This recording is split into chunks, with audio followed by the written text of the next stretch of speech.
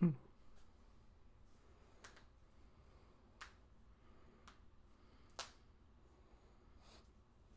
you pick that up? Yeah, it's picking up. My finger's popping. Crazy. These mics are so good for their price. Oh, Like this really? one was $26 for a refurbished one. For a factory refurbished one. And we just gotta wait for it to... Yeah, go through the transmission and everything. If I do end up getting a tax refund this year, I'm gonna use it to buy an actual desktop. That'd be cool. And it's just gonna go right in that little cubby that's made for it.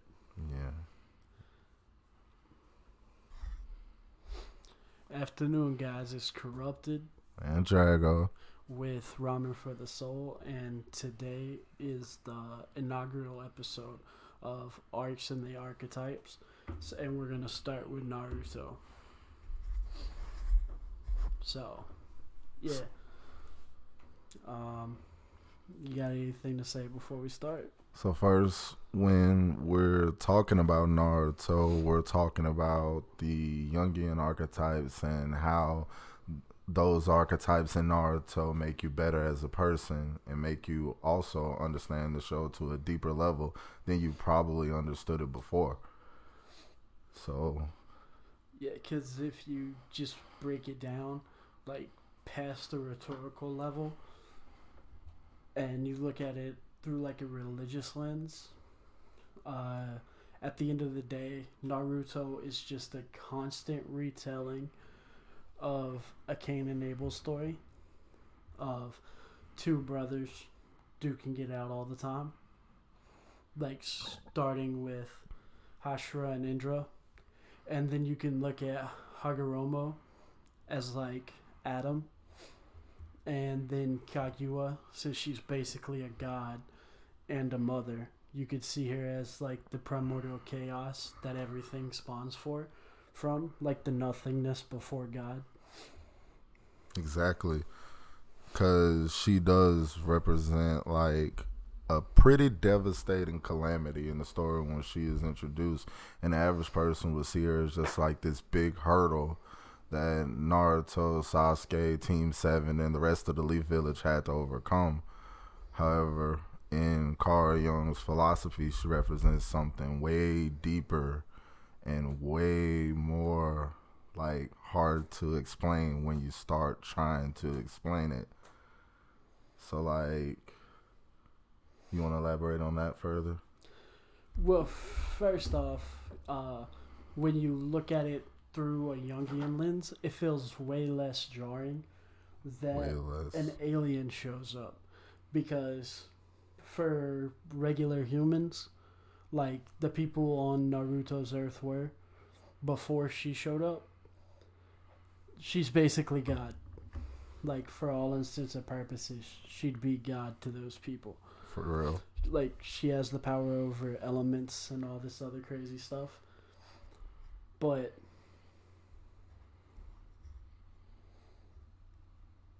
son of a biscuit eater, I lost that train of thought for a second. I say it's complicated to really think about when you try to think about it. Because that's just how deep the philosophy goes. But in terms of, like, which of the four archetypes she might mostly represent. Well, it's not so much one of the base 12. So you gotta look at it like this. Naruto would be the archetype of the self. Yes. So, like, not only is it a retelling of Cain and Abel, which has been around, like, every religion ever has some version of two brothers. One of them is favored by a god. And you could see, since Kuruma is a part of Kaguya's, like, power, basically, you could see that he's the one that is blessed by God in that sense, but not necessarily capital G-O-D, but just a god. Right. Like, he's a god's A deity. favorite. Yeah, like, he's blessed by the deity, basically.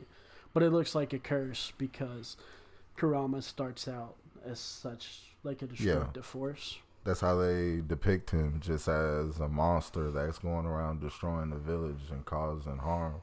But also just like how he was also like a prize, is where you see as Madara and like Obito kind of used them in their own plots. But if you want to look at it in the crazier way, like in the video on the channel earlier where we talk about Kurama's a metaphor for Naruto's shadow.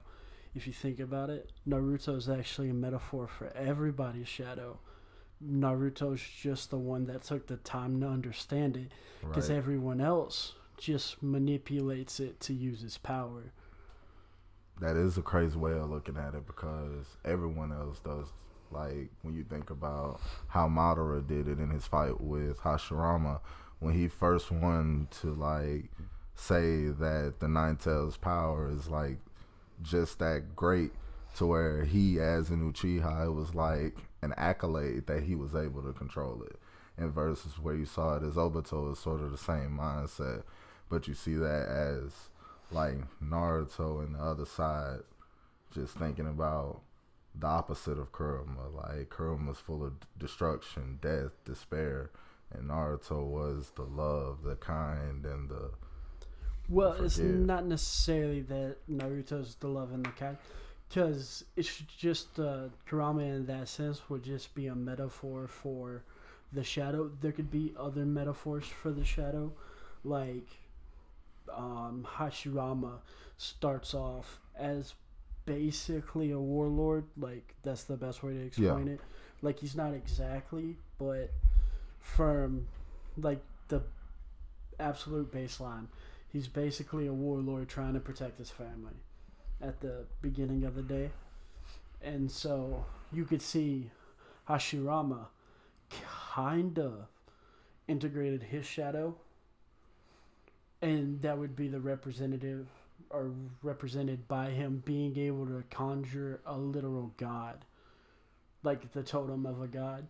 Like, he can summon the Hindu god, like that's his ultimate ability. The ultimate attack, the big I can't remember his name. The Manju it's of not 1,000 hands, Senju of 1,000 hands. What's it?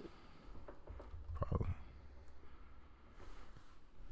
But for those who probably don't know what the Jungian archetype of the shadow is, it's an archetype that exists as a part of the unconscious mind, and it's composed of repressed ideas, weaknesses, desires, instincts, and shortcomings that the most cultural norms and expectations wouldn't have. Like, it adapts. I'm just reading off the definition here. But that does make sense.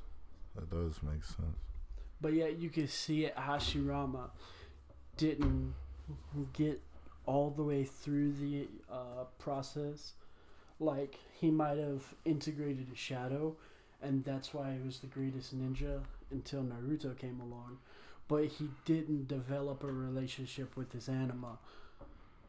But Naruto's the first one to do it, and since he successfully does it, that's why he turns out so much stronger. The anima being the feminine image in the male psyche, and the animus being the vice versa, the male image in the female psyche. So integrating both of those. Well, it's not. So you're not integrating the anima, because according to Jung, it's impossible to fully integrate it. So what you want to do is you want to develop a healthy relationship with it. Because, so for what it does for men, the anima, there's like a bunch of different stages to the anima. It's like, it starts with Eve, and then the sexual aspect, then the mother aspect, and then I can't remember the final aspect of it off the top of my head. I'll find it in a minute. But you have to develop that relationship, and it gives guys their like it teaches you to be compassionate, not just in what you can get out of a person, but it's just like the kindness of your heart sort of thing. It gives you your thirst for life. It's the thing that makes everything look more colorful in your sight. Like, it's the thing that makes everything else worth doing. Basically, it's like it's the focusing point for a guy, and it makes life worth it, basically. So an equivalent would be just how we were talking Hashiram and Madara. Would you say that Hashirama's change of mind towards stop doing the warring times and start making Elite Village, would that be like some kind of... You can see that as he's starting to develop a relationship with his anima, but not like he doesn't get all the way there. But also, like, according to Jung, it's impossible to get all the way there with the anima and animus, just because it takes so much. So according to Jung, the first half of your life, you're just supposed to become an individual. Like, you're not supposed to care about your shadow. Like, you're not supposed to be a piece of shit. But you don't have to worry for the first 20 some odd years about your shadow, according to Jung. Like, you have to become your actual individual person before you can tackle the shadow. Which makes sense. Which also works with Naruto, because at the start, he just wants to copy Sasuke or anybody that he thinks is strong.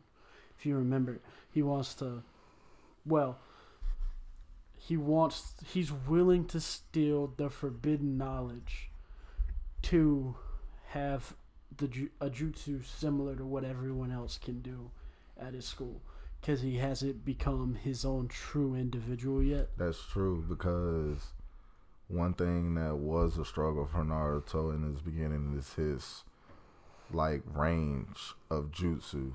That was one thing. Like Sasuke and Kakashi, who both in their time in the academy were considered geniuses because of the range of jutsu they can do, and the only thing Naruto really could do was the shadow clone. Well, no, remember at the beginning, at the academy, he couldn't even use jutsu. He could remember he could only make a crappy clone. Yeah. And he could only use sexy jutsu. Yeah, and sexy jutsu didn't work. Remember the first episode? And then he steals the scroll of the Hokage scroll of forbidden jutsu. Mm-hmm. And then he learns shadow clones. And everyone's just like, why is shadow clones forbidden? It's just a clone. But that's not actually what it is. It's, if anyone other than Naruto at that age would have learned how to use shadow clone, they probably would have killed themselves. Which is another thing people like overlook. Because what it does is, for every clone, half of your chakra gets split. So it gets divided evenly among all the clones. Because it's just an extension of you. Which you could also see that in the metaphor for it's literally him taking one-on-one time, because that's how he trains. Is he just makes a couple hundred of himself, and they stack the knowledge. Yeah, because all the experiences the clones get, Naruto gets as well. So yeah, because without Naruto's chakra pool, he wouldn't have had the chakra. The average ninja wouldn't have the chakra to put out that many clones. And well, it's not just you can put out the clones if you don't have the chakra. You'll just die. Because you wouldn't, That's why it's forbidden jutsu. But you could see it as Naruto uses forbidden knowledge to get where he didn't originally deserve. Because, like, everyone conflates talent with, like, actual ability. But, like, sure, Sasuke and Kakashi are talented, but they also work their ass off the entire time. True. Naruto is probably the most talented ninja in the history of the Leaf Village. Like, the only person that's even close is his own fucking kid or Itachi. They're the only one. But remember, Naruto pulls all this crap off while never trying, never studying, because he just assumes he's a failure. And that would be a part of the archetype of the self, because through the entire early chapters, early parts of Naruto definitely did refer to himself as a failure, saying he's not as good as Sasuke or Kakashi. Or even Sakura at certain parts. Yeah. And sometimes he did give a lot of props and kudos to Sakura, even though she is widely known as the most useless ninja in Naruto. Well, like, she's not the most useless. That's Tintin. If we being honest. I mean, come Let's on. be real. Like, It's Sakura got 100% way Tintin. more character development than Tintin.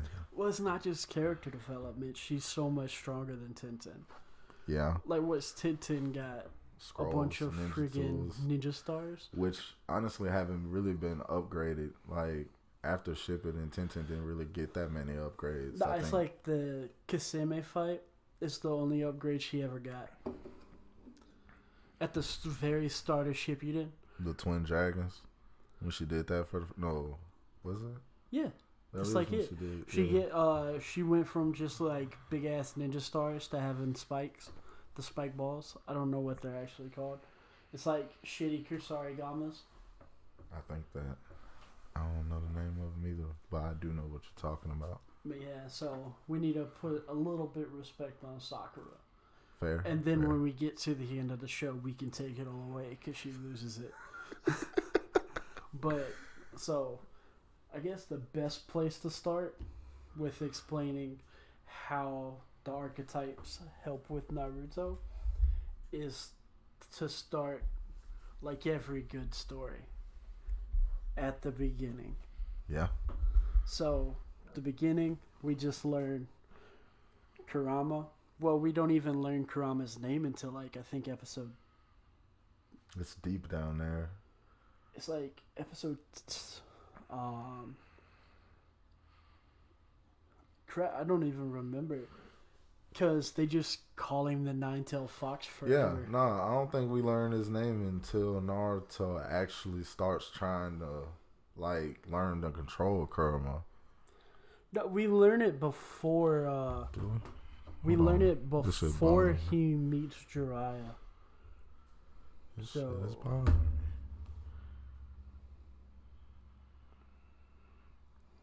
Because the first several episodes, he's just...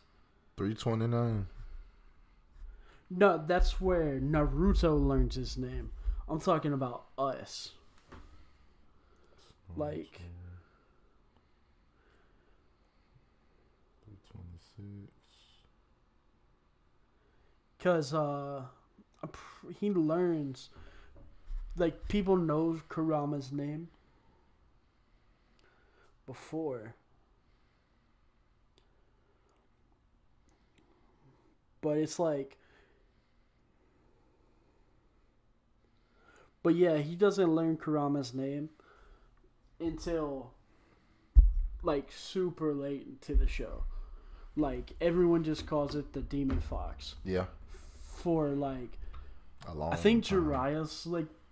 If I remember correctly, Jiraiya's the one that tells us the name, but he doesn't tell Naruto or something. I can't remember.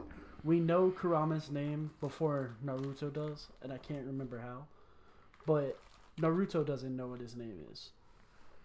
So, Naruto doesn't know what his name is because it's a shadow. But he's, at the beginning, he's learning to be his own person and everything.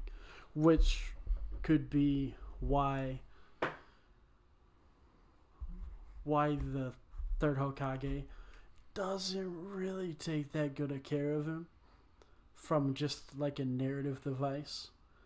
It could be like it's just a narrative device that he like basically has to take care of himself. That way he can become his own person. But you see the first arc, the Zabuza arc, well, first it's the Academy arc. But that's not really even a whole arc. That's just, like, I think it's like 5 episodes before. That used to be an arc. 5 weeks. I don't think that counts as an arc anymore. That's not even a whole volume. True. Like, so I don't. It's got to be like a 2 or 3 volume to be an arc, in my opinion. But the start of the show, he's just a goofball that doesn't want to do anything, and the reason he's a goofball is not because of the reason you think, but like the reason most kids are goofballs. It's either they're afraid of everyone making fun of them, so they just make fun of themselves so no one can make fun of them. True. Or they're just angry and being funny as an outlet for that. Or they're scared. Those are the main things, at least when I was little, why I would goof off. Like if I was like anxious or something, I guess that would go with being scared. It would. But at the start, we see, like when it goes to when they're in the academy for the first time, and we gotta talk about him and Sasuke kissing, just because it's the second biggest meme with the show. What's the first? Sakura's only 0.01% of Team 7's full power. Yeah. I can definitely agree to that. That's the biggest meme in the show. But like he confronts Sasuke because Sasuke's all that he wishes he was. Definitely. Like he wished, like the girl that he has a massive crush on has a huge crush on Sasuke. Everybody likes Sasuke. Everybody wants to be Sasuke. But Naruto doesn't know that Sasuke's life's kind of shitty too. Like, definitely. He had to watch his family, everyone he ever cared about, die in front of him. And the person he cared about the most in the world is the one that did it.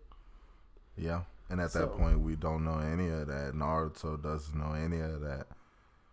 Nobody really knows. Nobody knows. I don't think Sasuke tells them. I think it's right after the bell test. Because Sakura makes fun of Naruto for being an orphan. Yeah. And then Sasuke's just like, why would you make fun of someone being an orphan? Because you know the first time we get any indication that Sasuke has the hatred is when they first introduce themselves on the steps. When Sasuke's like, I want to kill someone. I think that's the same scene as when Sakura... That's right before the bell test, where Sakura's making fun of Naruto for being a orphan. Yeah. She making fun of him, yet the only thing she can say is how much she wants Sasuke. Yeah, those were fun times. And then Sasuke basically tells her she's useless, which is a reoccurring theme in the show. Completely. But so then they go to get the bells, and that goes much better than you'd expect, but it still has the same outcome you think, with Naruto tied to a post and everyone else standing around him. But he shows off like his latent talent. Like Sasuke shows off that he's got a little something trying to get the bell, but for the most part they don't really do anything major. You really see them, like the metaphor come alive when it gets into the Zabuza arc. Like at the great Naruto bridge arc. Yeah, but remember at the beginning of the arc, like the first episode of the arc, it's like really weird. That when Kakashi beats the two dudes with the cool gauntlets with the chains in them, and you see like as a result of the Nine Tails, Naruto has powers normal kids don't have. It's the first time you get to see, because the first episode, that could be chalked up to natural talent, just because, according to Kishimoto, he has the second largest pool of chakra without Kurama of anyone that's been introduced up to Shippuden. Like in Boruto, he might introduce somebody that has more chakra, but through the entirety of Shippuden, Naruto has the second most chakra of anyone ever.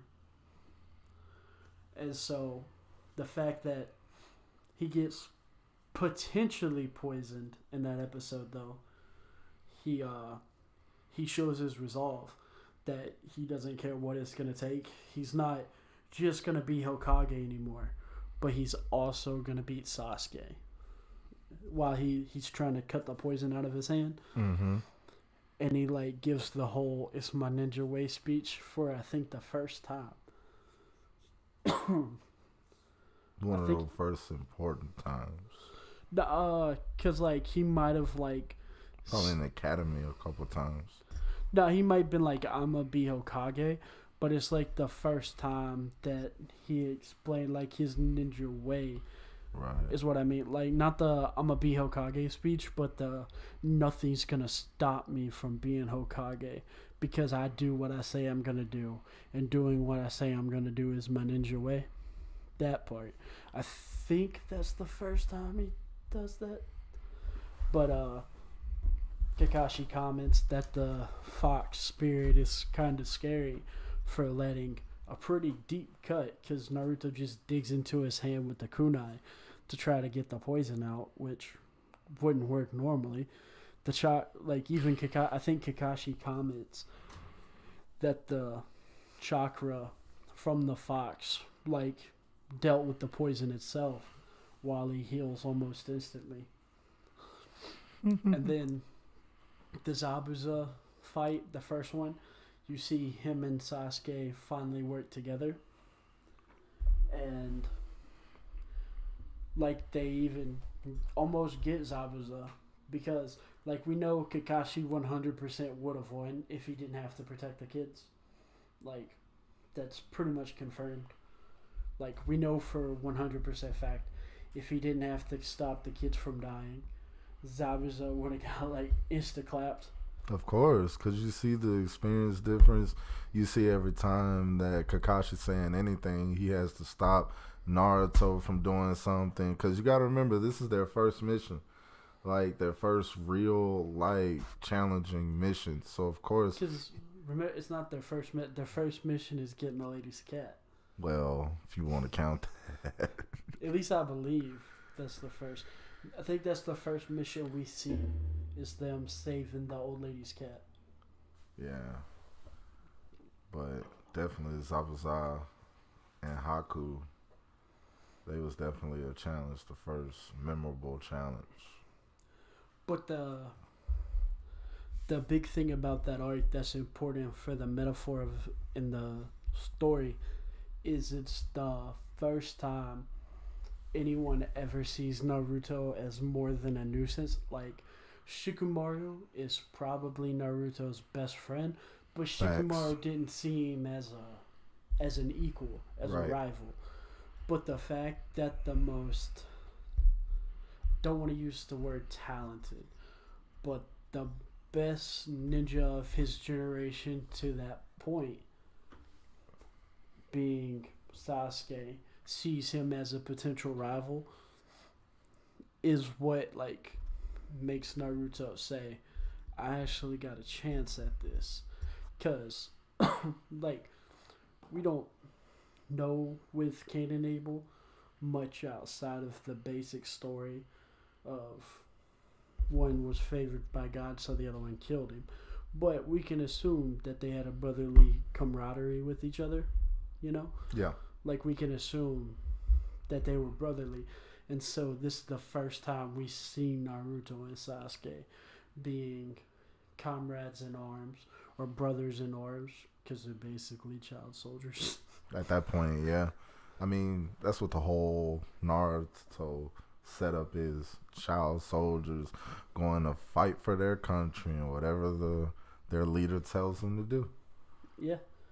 And then in the fight, or rather, not in the fight, but when it gets to the big fight against Zabuza and Haku, when Naruto and Sasuke are fighting Haku, you see like how far he's willing to go for somebody else, like Naruto is, because Sasuke is getting bodied by Haku, and Naruto just loses it because like that's his newfound brother. Like he's gonna protect him. He's gonna protect him with everything he got.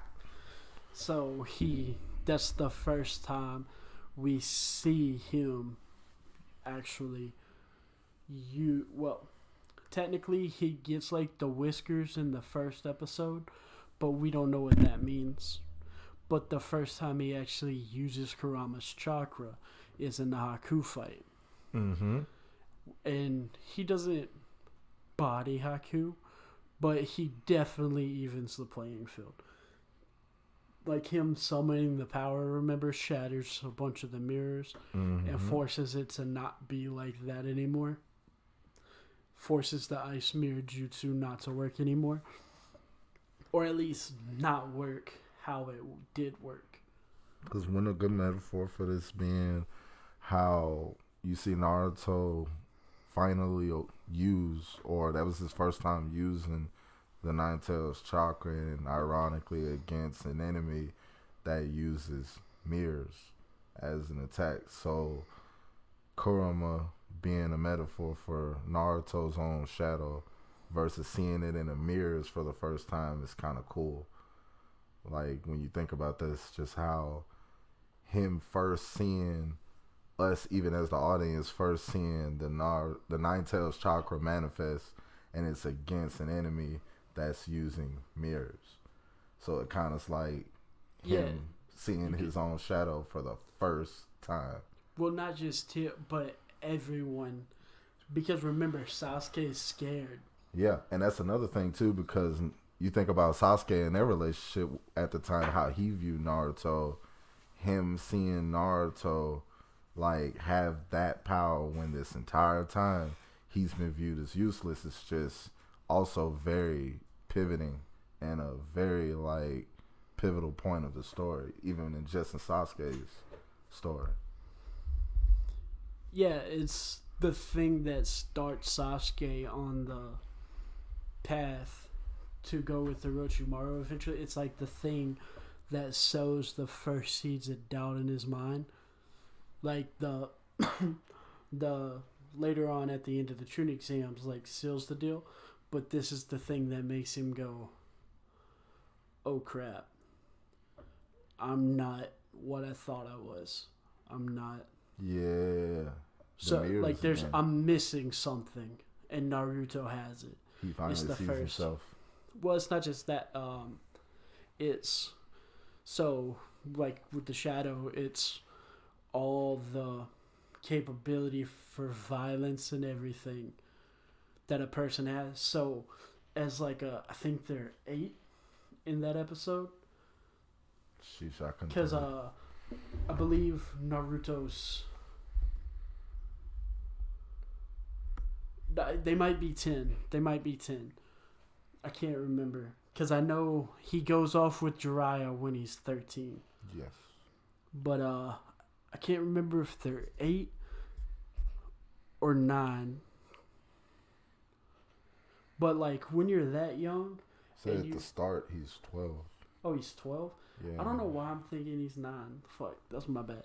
But because I know they have a birthday. Yeah. Because there's like a flashback in the time frame from Shippuden about his like pitiful birthday. But the when you're that young and you see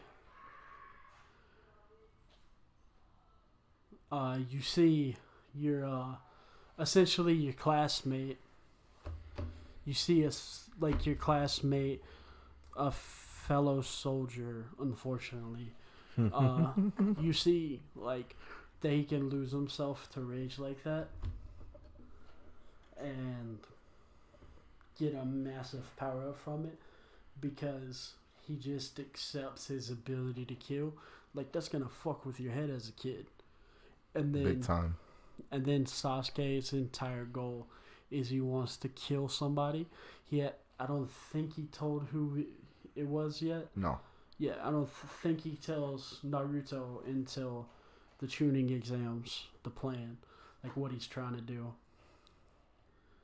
And that's crazy because every time you say that they're like kids at the time, it's like, yeah, Sasuke had this intent to kill, but I swear at that point, I bet exactly at that point, he didn't think that he had the rage to do what he wanted to do. Well, it's not just that he wants to kill Itachi, but he's still just a 12-year-old kid. Yeah.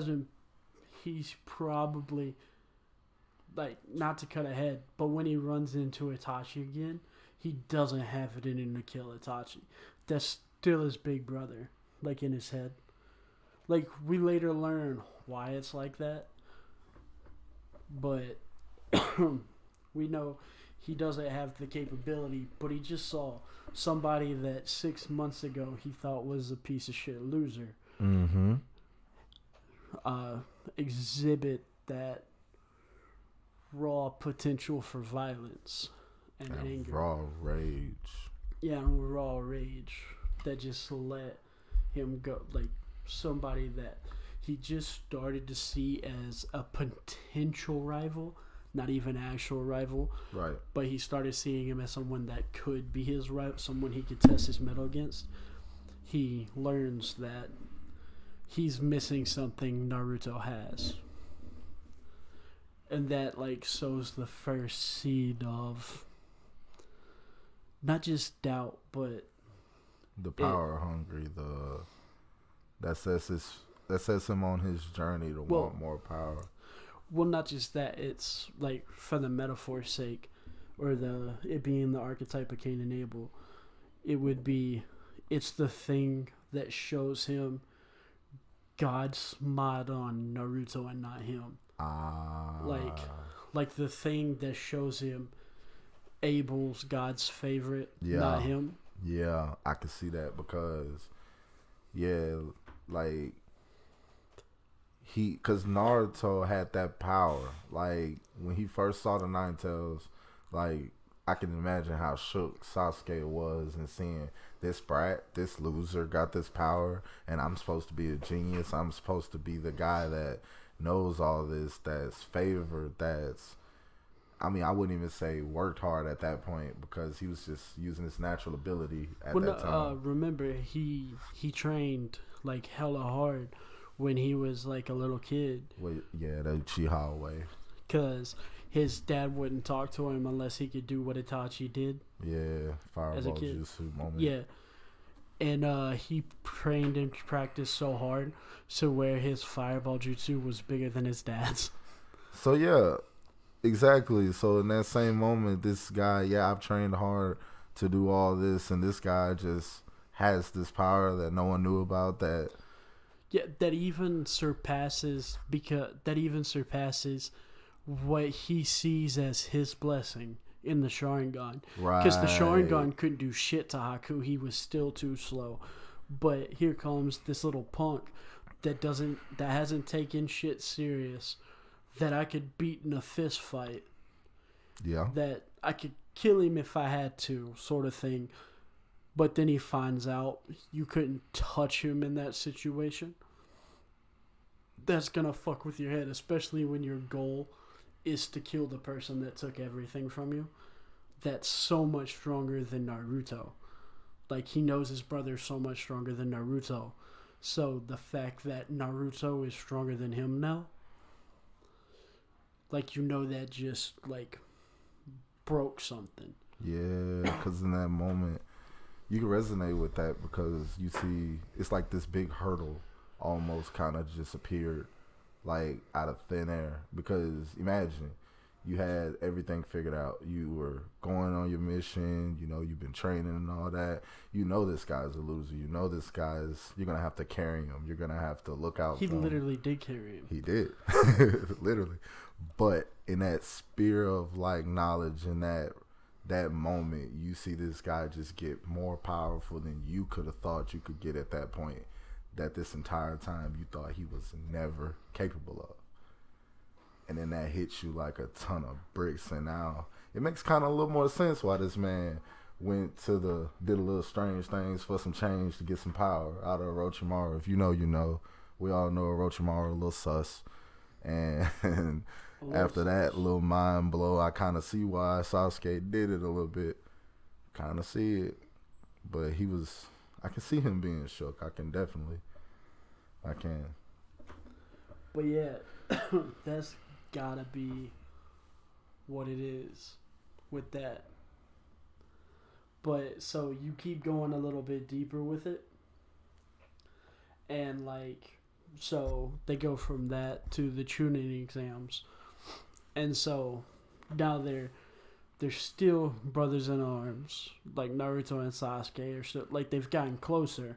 But there's the little voice in the back of Sasuke's head that's just like, Naruto is actually better than me in some regard. Mm-hmm.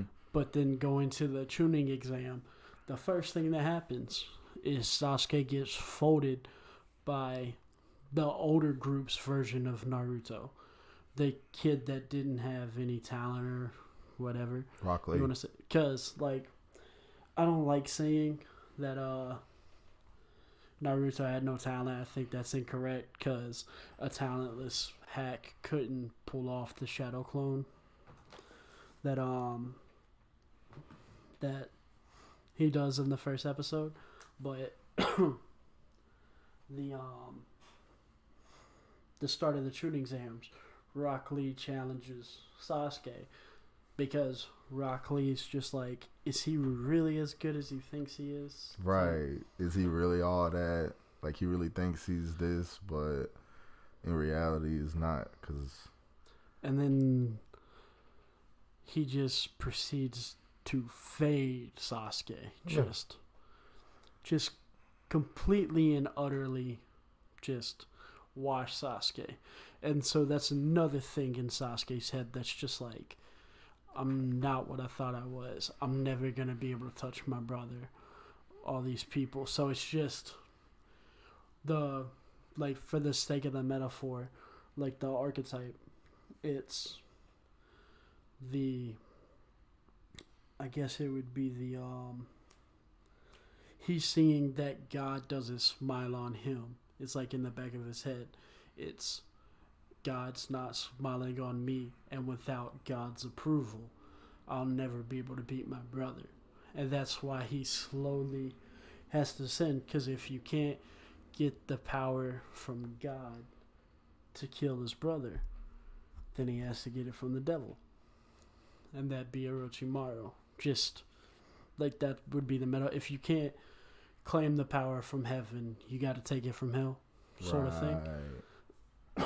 And so as they go into the Chunin exam, it also fits perfectly that Orochimaru's there for the like, not even that he's there, but that he has his eye on Sasuke, like Satan had his eyes on Cain.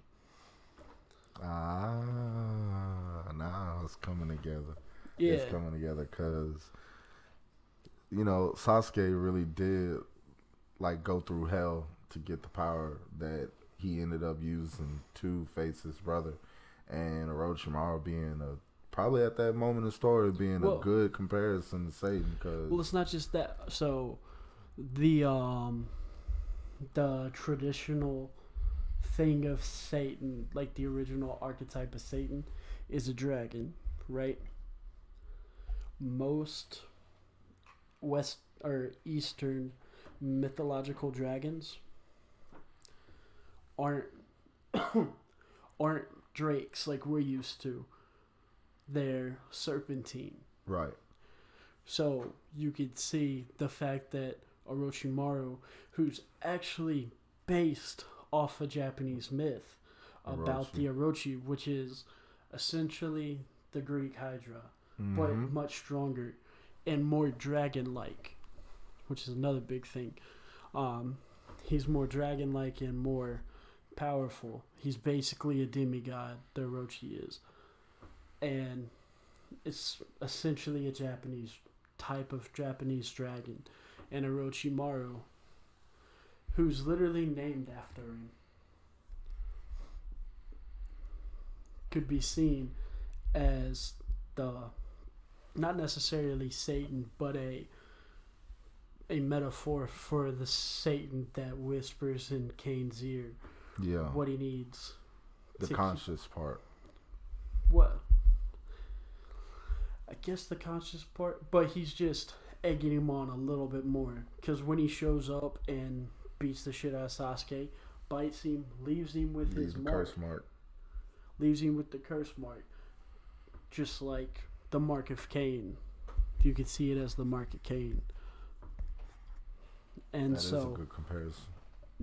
And so, once he gets the curse mark, he's sort of like how he saw Naruto. He's more vicious. Yeah. Like more vicious, more aggressive. Rips the arms out of the socket on that one dude. Yeah. Right after he gets the mark. Yep. Off the the dude in the prelims. Yeah, the dude that hurt Sakura. Yeah, in the Forest of Death, right? Yeah. Yeah. Like he just straights up. Yeah, with his foot on his back. Rips his arms out the socket. OG style. Rip him up. Walls of Jericho. Before that, like, we've never seen anything with Sasuke. No, not like that. He didn't have it in him before it. So the curse mark would be sort of like his shadow, but he doesn't take the time to integrate it as the story goes on. He just wants to use this for its power and then discard it. Yeah. Like, that's how it is as he goes on. I can definitely see that because he always looked at the curse mark like that. It's not really a part of himself, just some additive that he got. He never really called the curse mark his power. Yeah, because it's not his, but also, like, he just was willing to take anything it took to beat Itachi. And he didn't have the same pride in the curse mark as he had in the Sharingan. Well, that's how all Uchihas were. But yeah, I definitely see that because being like, I could see the curse mark being the comparison of like a mark of Cain, because you simply see, just like you said, he was never that ferocious or that malicious or that aggressive in his approach. He was always calculated. Then he gets this curse mark, and now it's just ravenous Sasuke, malicious Sasuke. Like he really went off on the deep end after that. And Orochimaru being a symbol of like his, like, what do you call it? The puppeteer, the, you know, kind of like puppet master behind Sasuke. Like, he's just this guy that Sasuke at that point just looks to for power, nothing else. Because you see, as soon as he got his power, what he did, that's way ahead. But as soon as he got his power, he discarded it, just like. Well, remember, he doesn't immediately discard it. Not immediately, yeah. But he has no qualms using it later on. Right. But to continue with the Chunin exam, as it goes on, you see when they're in the Forest of Death and they're getting the scrolls, and Naruto's the only one that has a plan to get out of the situation that they don't have both scrolls, because it's the heaven and earth scroll. Mm-hmm. And you could also see it as a metaphor for that they don't have the required knowledge to get to heaven, so you could see it as a metaphor for not having both of the scrolls is another rejection of a god for Sasuke. I can definitely see that. Because, like, there's a reason that his curse mark is the curse mark of heaven. Like, Kishimoto might not have meant it to be like that. Might not have meant the metaphor like that. But the fact that it exists is undeniable. Because Sasuke is literally marked with heaven. But at every step to that point, he's not given the benefits from God, like air quotes God, because it's not actually God. You know what I mean? So he's marked with all the benefits.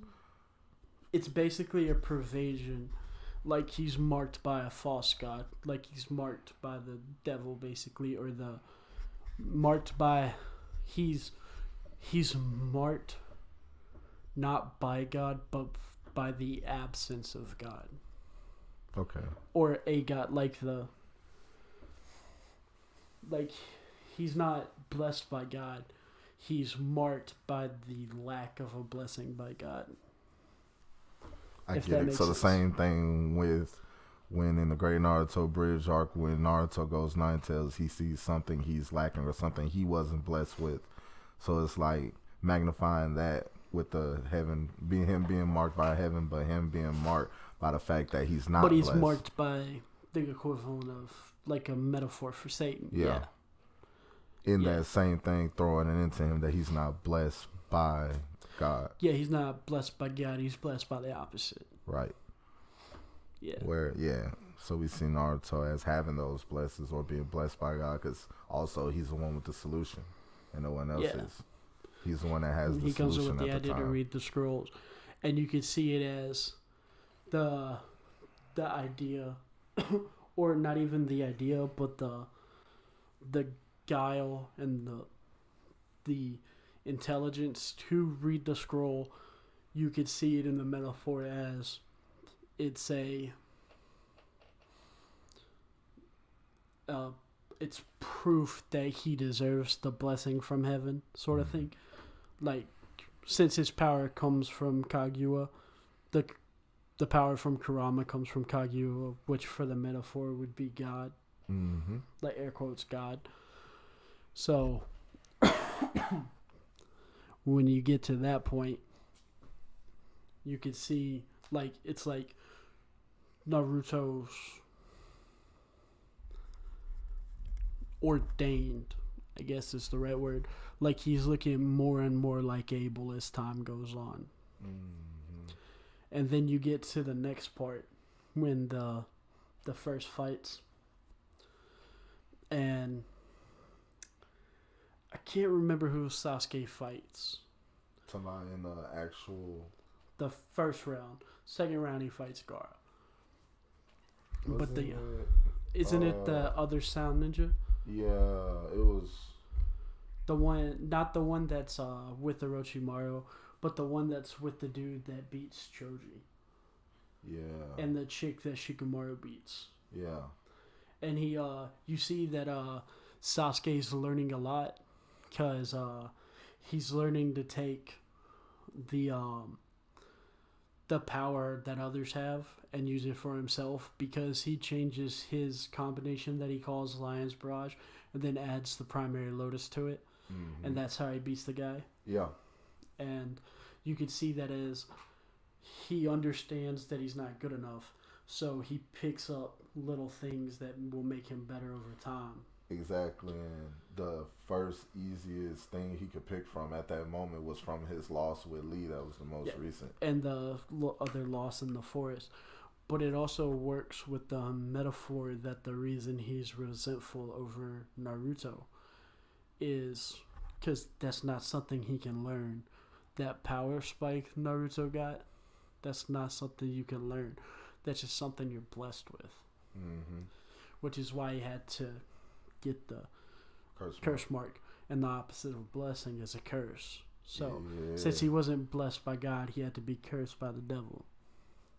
That's deep. I ain't gonna lie, that's pretty deep. Like, when you think about that in its full, complexity, because everything all goes back, because a lot of times, a lot of people, like, I know a lot of people who don't like Sasuke because of the route he took to get his power. But when you start looking at it like him being blessed with a curse, instantly having a curse mark, you look at his life and everything has come, it's easy to look at it and say that he was cursed. Like, the person he looked up to the most ended up turning out to be the person he'd ended up hating the most. The same person he resented in the beginning was a loser, was probably an anchor for his own power of seeing it, turned out to end up being more powerful than him in such a short time that it made him look like he was so far behind that he had to go through extra means to obtain, like, extra power.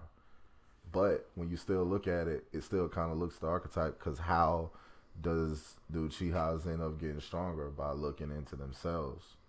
It was the trauma that ended up making them stronger and stuff like that, and then facing that trauma. Yeah, we need to save the reincarnation part for later. Yeah, because that's when the metaphor like comes alive. Goes, holy shit! Yeah, just a little teaser, just a little teaser. But and then Sasuke and Kiba fight. Yeah. And you see like, or not Sasuke, Naruto and Kiba. Yeah, Naruto and Kiba. I misspoke. And you see they both have the same ideal, like they both have the same end goal. Exactly. But you see not only that Naruto's stronger, but Naruto's willing to do more for it. Like you see, well, it's not just that. Like there's the funny moment where Naruto farts on him to mess with his sense of smell. Yeah. To throw off, and that actually works with the metaphor too, because it shows that Naruto never really fought smart before. Like before that, you see that this shows that he's going from the guy that just tries to get it, like just brute force his way through problems. Yeah, you see that. Skull. Yeah, just knucklehead. Yeah, that's why he's called the Leaf's #1 knucklehead ninja. It's because he just knuckleheads his way through crap. And you see, that's like the first time he has like a clever idea to deal with his problem. So now he's no longer just doing the goofy stuff. He's thinking smart in the heat of the moment. He's not just throwing a shadow clone at the problem and hope it fixes it. Right. Because you can't throw a Rasengan yet. That's that's about 30 episodes away. No, but definitely I see it all. Like, because you see all the stuff that Naruto ends up doing, because in integrating Naruto's shadow is only when he became stronger, and that was the same thing with Sasuke.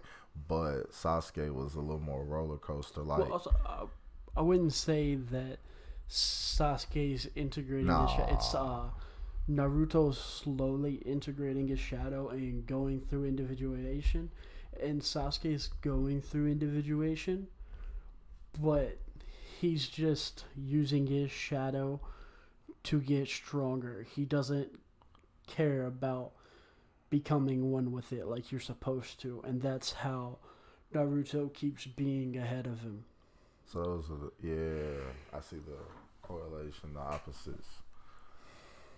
Yeah, it's Naruto. So Naruto takes the harder path, even though it doesn't seem like the harder path.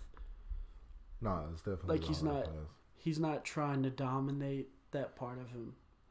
I mean, for the most part, because Naruto never really thought he was better than anybody, and never tried to be better than anybody. And versus, Sasuke as better, genius, everything, always very egotistic. Now I think about it, very egotistic. Yeah, like how Cain and Abel were. Cain thought his was so much better than Abel's, and he couldn't understand why God liked Abel so much more. And then keep going, and then you can see the Rock Lee and the Gaara fight. You see another example of someone Sasuke sees as great, or at one point thought he was greater.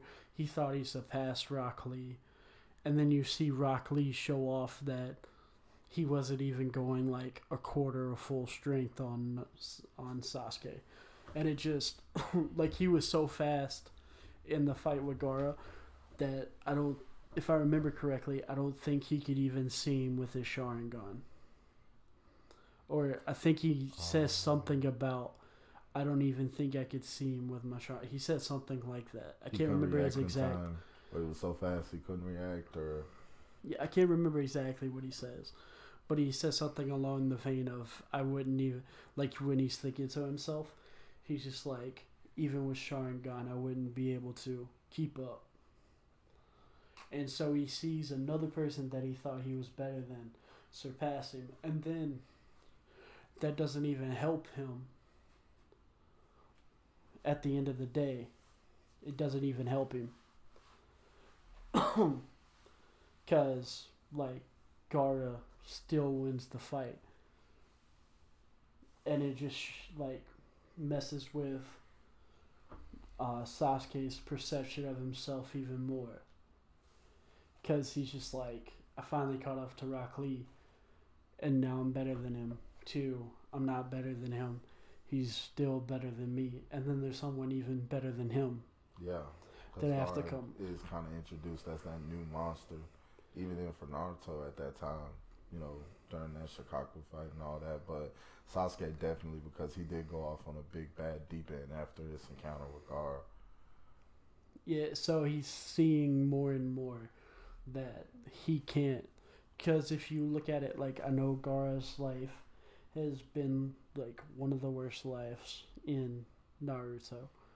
But for the sake of the metaphor, because of Shikaku comes from the tree, you could see it as his power comes from God.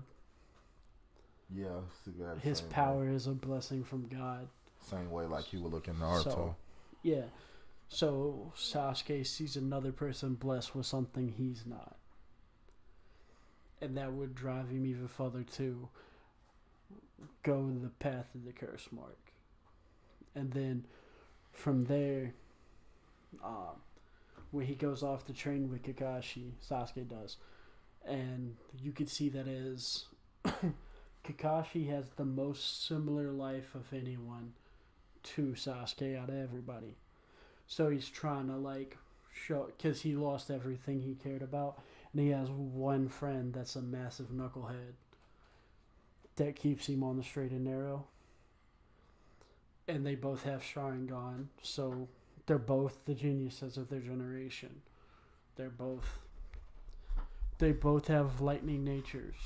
They both, like, what's another similarity that makes them, like, you can see him as, like, not a reincarnation, but you can see Kakashi could have went down the same route, and he's trying to get Sasuke not to go down the dark route. You say both of them have lightning nature, both of them have a Sharingan. I would say both of them have the people they love the most taken from them. Yeah, in different ways, but theoretically, but in pretty similar ways. Yeah, fundamentally similar, because you could say Itachi was a product of his own social contract, because that was something that put Kakashi's dad down, because, you know, him going and saving his comrade in the village, putting him down to the point that he committed seppuku for his, like, I wouldn't say guilt, but, like, he felt like he felt bad about running away from a problem. Yeah, running away from a problem and letting him to commit suicide. Yeah, and versus he's well, it's not just that. It's like they had to watch the things they care about the most be ripped away from them, and Kakashi's equivalent to Naruto dies in front of him. Like, the first person he sees as his friend, like the first person that took the time. Well, it's not the first person, because Might Guy tried to be his friend first, but, like, Obito is just like Naruto. Like, he's brash, he's a knucklehead. Yeah. He wants to be Hokage. Okay. And then he has to watch him die because of his own mistake. Yeah. So because he decides to get all high and mighty. Better comparison for that than Kakashi's dad. Obito, yeah. Well, also the dad, like, he's an orphan too. Yeah. He is, yeah. So it's someone who will see that, because so they both have lightning nature, they both have Sharingans, both of them were out their families. Probably at that point in time, Kakashi lost his found family too. Remember, Obito dies because of his own mistake, and then Rin dies because of his own mistake. So, like, the difference in their loss is that Kakashi takes responsibility because it's his fault, and then Sasuke takes responsibility, sees it as his fault because he wasn't strong enough to stop it from happening. And Sasuke slowly lets himself fall into the darkness where Kakashi had might to help him not fall into that. True. Very true. So in a way, Kakashi's trying to save him from the things that he knows that he probably would have. The things he almost. Yeah, because Sasuke at that point in time is acquiring those things that kept Kakashi sane, essentially. Like, he's getting a friend. Yeah, he's getting a friend. Yeah, his life might have sucked, but he's slowly starting to come into it better. Kakashi essentially is trying to teach him to get stronger by his own power instead of looking for outside means for it, which would explain a lot why Sasuke ends up resenting Kakashi, because the ideals and stuff that Kakashi represents is something that he was trying to get away from, versus Sasuke trying to come back and use those means to get what he wants. But I definitely see those similarities. And then Naruto goes off and trains with Jiraiya, which is exactly what Naruto needed, was a figure like Jiraiya. No, he didn't need Kakashi, who's like a teacher figure. He needed a father figure because he never had one. Right. And so he's able to come out of his shell more. He's able to, he masters one of the most complicated jutsus in history. Right. As a kid. Right. You're not supposed to be able to do that. Nope. Sure, he needs help from he needs he needs to make a clone to do it. But you learn when they talk about the person that invented the jutsu, it's one of the most complicated jutsus ever, because it's just a ball of chakra threads. Just a massive ball of chakra threads that's spinning super fast. And you take a kid that's like Naruto, that at the start is just some, what's it called? He's just some knucklehead kid. That's insane. He's supposed to be unable to do all this stuff, but he masters one of the hardest jutsus. That doesn't. Which is, that's very, very, significant when you think about it, because I don't think if you would have put Kakashi in Jiraiya's, position, how he would need a father figure and stuff like that, I don't think Kakashi could have taught Naruto the Rasengan as effective as Jiraiya did, because of what you said. Naruto at that point didn't have the father figure. He didn't have really somebody to look up to like that. You can say Iruka maybe, but Iruka only exists as the person to kind of help him get to the next level. His big brother. Yeah, I could definitely see that more than a father figure, even though Iruka was the one to represent that at his wedding. But if Jiraiya was there, if you don't have a dad and you have a big brother, your big brother's the dad at your wedding. Yeah, that's true. But seeing that, like I said, I don't think Kakashi could have taught Naruto the Rasengan the way Jiraiya did. He might have been able to teach him, but he wouldn't be able to motivate, because Kakashi would have been willing to teach him. But the genius thing with Jiraiya, how he teaches him, is he's just you know what, kid, you're not able to do this. When you can do it, come see me.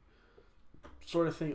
He hits the points, that Naruto needs to hit to get better. Because, Naruto, where Naruto is at the story, it needs to be his own convictions. That's why the stern teacher before Jiraiya doesn't work. Right. He needs someone that is not ignoring him, but someone that forces him to learn on his own. Not learn on his own, but someone that forces him to want to do it for him. Right. Not that wants him to do it because he needs to do it. Naruto needs someone that will make Naruto want to do it. Yeah, so in Kakashi's role, Kakashi more telling him to get strong for the sake of the team, for the sake of the village. He's probably the one that says, "Oh, you want to become Hokage or get stronger?" Versus Jiraiya will tell him, "No, you want to get strong," because probably reminded him of how weak he is. Right? Well, it's not just that it reminds him of how weak he is. So, like, Jiraiya would be the archetype of the sage, which is a wise old man. And he's literally, his nickname is the Great Toad Sage. Right.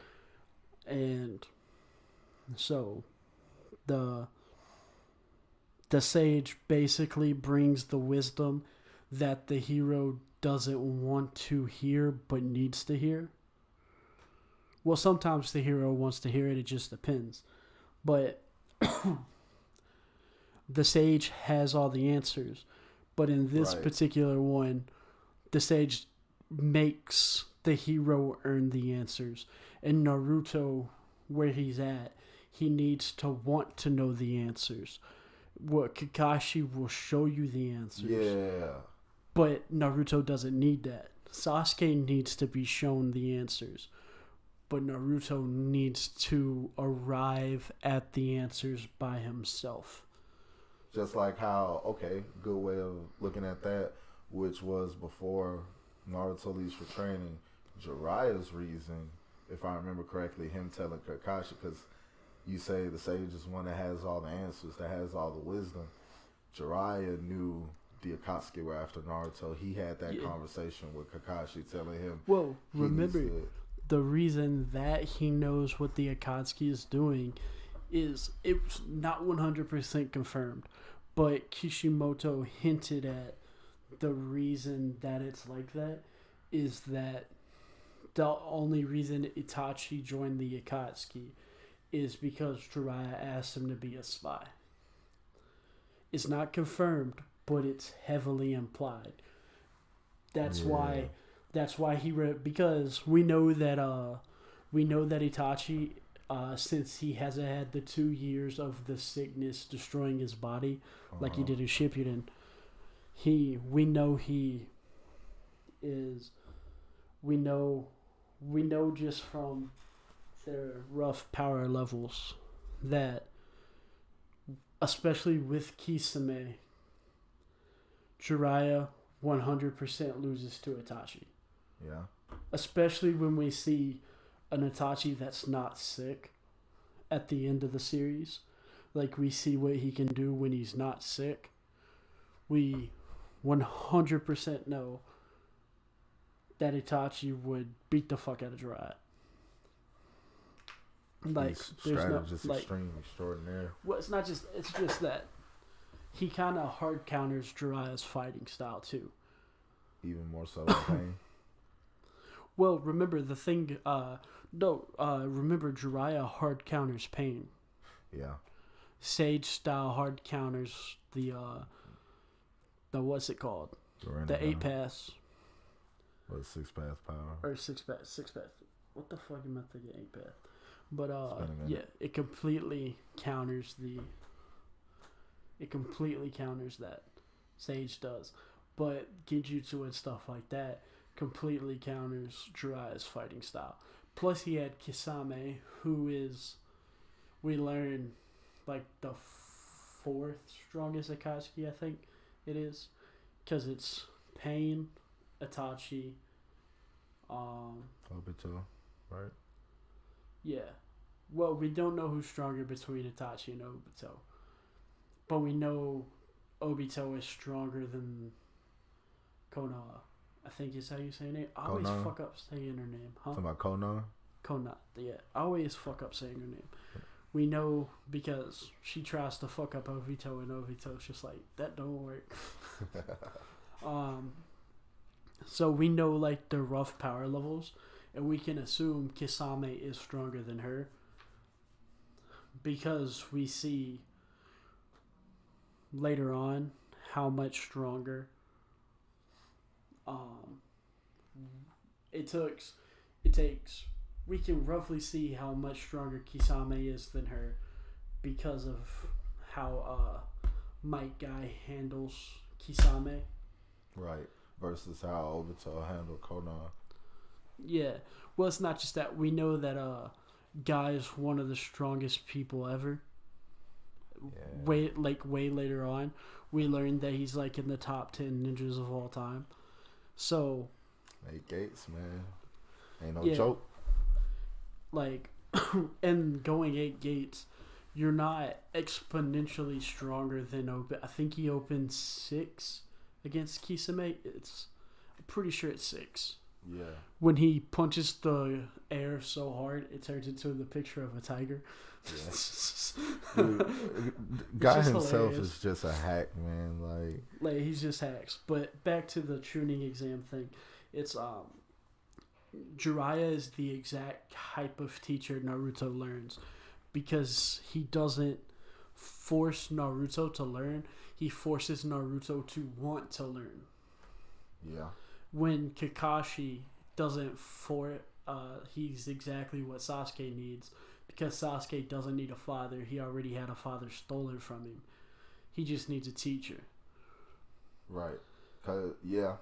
Well, you think about that too, because yeah, he didn't need a father. He had his father stolen from him, and you see him carry that persona through, because it's like he never really looked at anybody like a father, but that teacher, but his the father, person to really show him that stuff, because he always wanted Itachi to train him. You know, that never happened. Well, no, he wanted his dad to train him. Originally, yeah. Originally, he did want his dad to train him. If you remember, Sasuke deified his father. Yep. So he couldn't have a father figure as the person to teach him. Nope. Because he'd be like, you don't deserve it. Right. Like, I don't want to. I had a father. My father was the greatest, sort of thing. Like, his dad was his hero, and so you can't replace his father, but you can give him a teacher that's had the same pitfalls he has had his whole life, like the same tragedy. Not the same, but the same type of tragedy, where he's lost everyone he's ever cared about, except for one friend that he made much later. Yeah. Which is exactly what it is with Sasuke. And then, because you even see the parallel after the tuning exams, where it's just like, you don't know what Sasuke's talking to Kakashi. He's like, you don't know what it's like to be me. How would you feel if I murdered everyone you cared about? And Kakashi smiles and says, you could do that, but they're already dead. Mm-hmm. That iconic moment right before he ends up leaving when he sees Kakashi. Well, we don't know that Kakashi smiles, but he does his eye like he's smiling, like he tilts his head and tilts his head with eyebrows his up. eyes. Yeah. But back to the Jiraiya teaching Naruto, it's not just Naruto needs a father figure. He's the sage that brings the wisdom to the hero. So you can see it as he's an extra, not necessarily extra blessing, but running into the set, because you remember, he just happens to run into Jiraiya. It's not one of those things where it was like, wasn't a forced relationship. Well, it was a forced relationship, if you remember. Naruto had to force him to train him. But he was perving at the bathhouse, and I can't remember the dude with the black glasses' name that was training Naruto. Ebisu? Ebisu is like chastising him for being a perving Tom, and then Jiraiya like knocks him out, and Naruto's just like, you knocked out my teacher, now you gotta teach me. Yeah, I remember now. Yeah. Well, I was supposed to train with him. Well, now since he knocked out, you gotta train me. Yeah, it's pervy sage. And then he does everything Jiraiya says he has to do to learn. Yep. And then Jiraiya shows him Rasengan. It's just like, I'm gonna teach you this as your ace. And he becomes so enamored with Rasengan. Yep. It also works because in like stories what sages tend to have. They tend to have an orb. Yeah. Just like, yeah. Yeah. All so right. the metaphor fits there too. Had a special orb of interest. Well, it's not necessarily an orbit. It's like they can use it to see the future, or it gives them power. But it also turns out Rasengan happens to be like one of the strongest jutsus ever. Yep. Because it teaches you absolute chakra control. To its finite degree. Like, not just, it's also, you see later on that it is infinitely malleable. Yeah. Like Between how many forms comes out with it. It wasn't just like a one form jutsu like Fireball. Well, Fireball technically is. I mean, it's the fire style, but it's not. It's like the ultimate stepping stone jutsu because it teaches you chakra control to like such a degree. It teaches you chakra control to such a degree that it outclasses everything you could possibly learn at that point. And it's not even an ultimate jutsu. Like, Naruto can throw off like 20 of them at like 12. Yeah. Yeah, Like, it wasn't really like a super taxing jutsu either. Like, well, for a normal person, it's taxing. Yeah, but for Naruto. Yeah. But remember, like, Naruto throws like 5 of them in one fight. Yeah. And he's not even tired. Right. Like, when the, after the tuning exams. Versus, like, when he does the Rasen Shuriken and Kakashi literally tells him, hey, don't throw that unless you have to. And even then, no, it's not. It's, he can't throw it at first. Yeah. That's why he can't use it. Yeah. Yeah. But not, like, telling him not to use it because of how destructive it was. Like how it's if you can't throw it, it'll slowly take away their ability to use chakra. Yeah. That's why it's like. But versus like the regular Rasengan, and that's what I'm getting at. Because, you know, like you said, he can throw 5 Rasengans early on and not even get tired. Versus as soon as he comes up with the real ultimate move, it's like, oh shit, this actually might kill you if you keep using it. Hey, slow down there, bucko. Like, well, it's not that it'll kill you. It's that it will take away your ability to use jutsu. Metaphorically killing Naruto. Or killing off his dream. Yeah. But back to what's his name? Back to him training with Jiraiya. Like, he forces Jiraiya to train him, and so he has to start by being able to pop a balloon, move up to where he can full blown Rasengans, and he learns, well, I can't just control it like that, but I can use a clone. Yep. As the medium to control it. Like, to set it up and throw it. Well, he doesn't throw it, but you know what I mean. And fast forward, I can't remember how long. It's like a month or a couple of weeks to the tuning exams, and where he fights Neji. And he goes a little Ninetales again. Because Neji's beating him pretty bad. And he's like, I refuse to give up. And he digs down deep. And then the orange chakra comes back. And now Neji doesn't have an answer. Even Neji's just like, the reason it messes with one of the reasons it messes with Neji is Neji knew which ones were shadow clones. But when the Kurama's chakra was active, he couldn't tell who was who. Because they all just had such dense chakra. And it allowed Naruto to outsmart him and then eventually do the crazy uppercut from underground. Yep. Gave Neji a permanent line in his chin. Yeah. He flattened his face for him. Yep. Real jawbreaker. And then we go to Sasuke fighting Gaara. And we see Naruto more easily and doesn't get as savage when he uses Kurama. But we see Sasuke when he's fighting, when he's using the curse mark, he gets more savage. He's like, I'm gonna kill Gaara. Gonna kill, sort of thing. Like, he even uses a move that was designed for assassinations. Which was? Chidori. Yeah. Like, it was designed. Well, okay, so he doesn't use Chidori. He uses Lightning Blade, which is different. I understand that. Don't get mad at me in the comments. I know it's technically not the same thing. but it was designed. It's a jutsu specifically designed to kill. It's not designed to incapacitate. It's not designed to hurt. It's designed explicitly to kill. Because a fatal blow. He wants to use it to kill his brother. That's why he learned a jutsu that's designed strictly for killing. Fast forward a little bit. He can't break Gaara's shell. Gaara goes full possession mode. Shikaku comes out. Sasuke can't do anything to him. He's at a loss. But Naruto, on the other hand, he's with using the tools the sage gave him, which is the toads. He's able to use some of Kurama's power and the toad to transform into Kurama.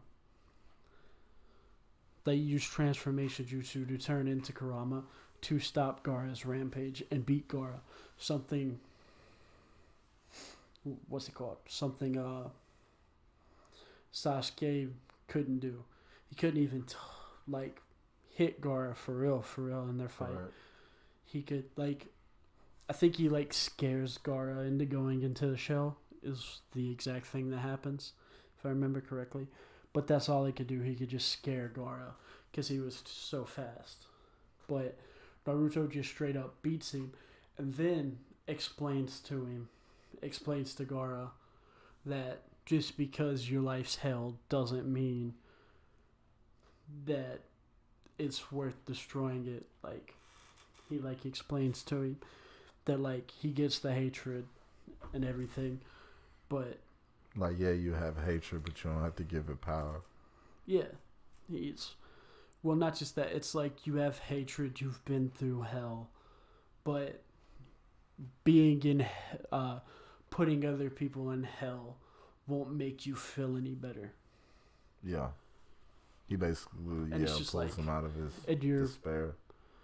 And you say you don't have any friends and no one is with you like that, but I'm with you like that because we've had super similar childhoods. Super similar. Pretty much Naruto could have been Gaara if he just was wired different. If it wasn't for I don't even think wired different. If it wasn't for Ruka burying his hatred for the fox. Because if you think about it, Aruka is really the reason that Naruto turns out to be a good person. Yeah. It's Aruka refuses to let his hatred for his mother killer, his mother and father's killer. And then that leads him to being the big brother Naruto needs. Yeah, he understands that it wasn't Naruto's fault, it was the fox's fault. And I can see the same thing. Helping Gaara understand that, you went hell, but it's not your job to let it continue, or you don't have to continue it just because you feel like that's what you're destined for. Yeah, he choose to do it your own. He shows him a path out of hell, basically. Yep. He shows him that he shows him that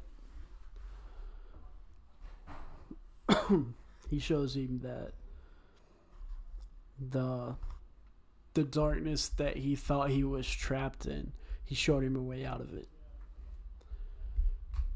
And he showed him how to not let his inner darkness take over.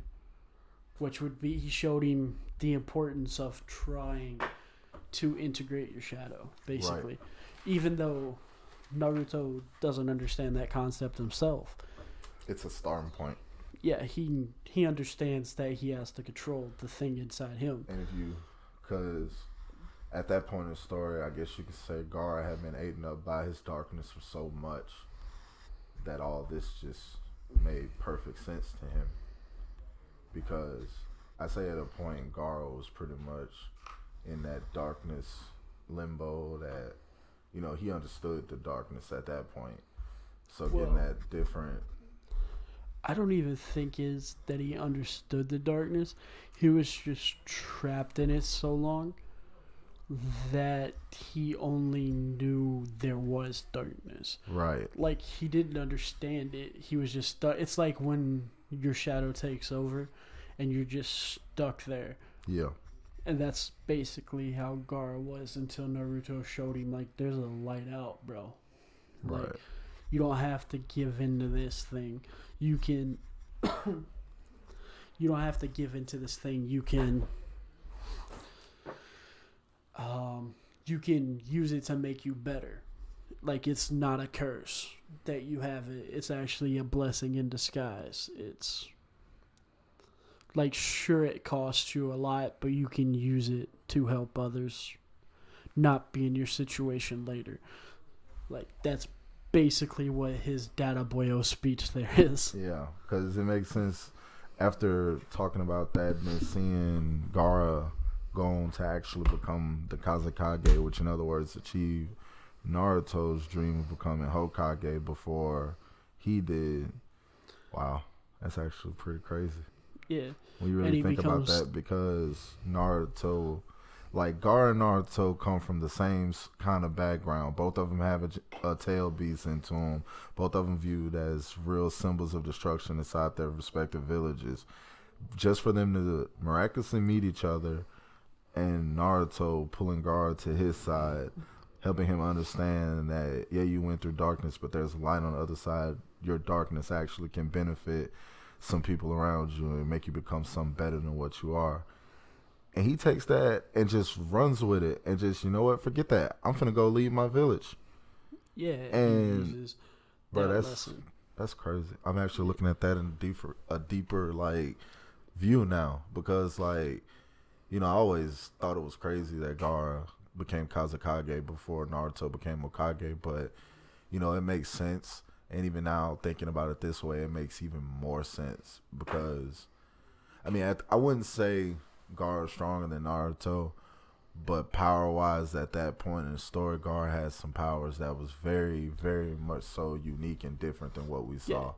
It was unique, but we know Naruto's stronger at every point. Yeah. Oh, yeah. I mean, of course, he beat him.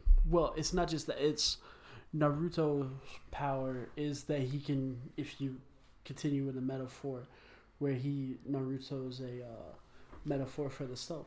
He's able to use the collective unconscious, which would be he's able to use power from everyone, which would be the collective unconscious. He's able to unknowingly draw from that power, and that is how he gets there. Like, gets to his eventual, like, not perfected, but he achieves the maximum. He achieves his highest potential. Yeah, he becomes the true iteration of himself. Yeah. Became his true highest potential just off of meeting Naruto and understanding himself and the world he was in a little bit more, and his situation ultimately a little bit more.